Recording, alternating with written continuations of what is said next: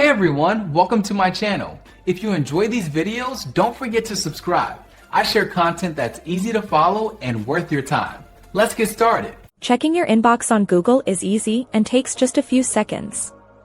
First, open your preferred web browser on your computer. Type gmail.com into the address bar and press enter. If you are not already signed in, you will see a prompt to enter your email address. Type your Gmail address and click next. Then, enter your password and click next again. Once you are logged in, you will be taken directly to your primary inbox. You can also get there from the main Google search page. Look at the top right corner of the screen for the word Gmail and click it. Alternatively, click the grid icon known as the app launcher and select the Gmail icon. On a mobile device, the process is even faster.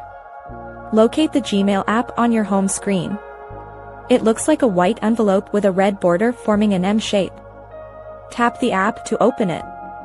If you have multiple accounts, tap your profile picture in the top right corner to switch between them. Your main inbox displays your newest messages at the top. Unread emails usually appear in bold text.